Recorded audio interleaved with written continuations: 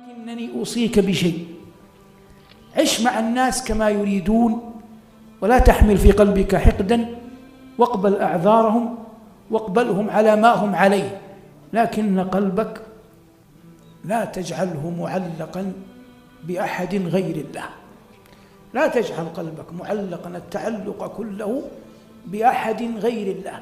أنت تعيش معهم، تقبل أعذارهم، تغفر زلاتهم، تنسى أحقادهم، تجاملهم، تصانعهم ما استطعت في غير دينك حتى تمضي الحياة لا بد أن تمضي، وتحمل، تصبر. هؤلاء هم الناس، إن أفلحت مدحوك وإن أخطأت ذموك، لكن حقيقة قلبك لا تجعلها معلقة بأحد غير الله.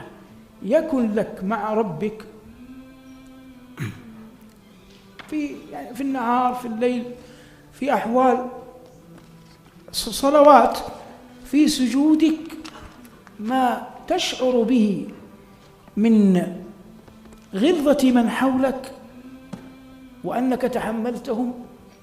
بثه إلى الله، ارفعه إلى الله، عظم الله تعظيما جليلا حتى تشعر أن الناس إنما أنت تصاحبهم، تجاملهم، تكرمهم، تتحمل أذاهم، لأنك لا بد لك منهم. هذا قدرك أن تعيش بينهم، لكن اجعل كل ما في قلبك من أمر معلقا بالله جل وعلا. عظم الله حتى في الألفاظ، في المفردات التي تختارها وأنت تعظم ربك. القرآن زاخر بمفردات يأخذها المؤمن، يتأولها المؤمن، فيها تعظيم لله جل وعلا. الله الآن جعل عيسى آية بالغت فيه النصارى حتى عياذا بالله جعلوه إلها. ماذا قال القرآن عن عيسى؟ قال: إن هو إلا عبد أنعمنا عليه. كل أمر عيسى يتلخص في هذه الكلمة، في هذا القرآن الرباني: إن هو إلا عبد أنعمنا عليه. أنت الآن حتى تكون قريبا من الله اسأل الله أن ينعم عليك، أن يتفضل عليك، أن يعطيك. فاجعل قلبك أيها المبارك معلقا بالله. قلبك بالله، من وصلك أو من قطعك علق قلبك بالله. فلا تفرح بمدح واصل ولا تحزن على قطيعة قاطع ما دمت معلقا قلبك بالله. في الله عوض من كل أحد وليس من الله عوض.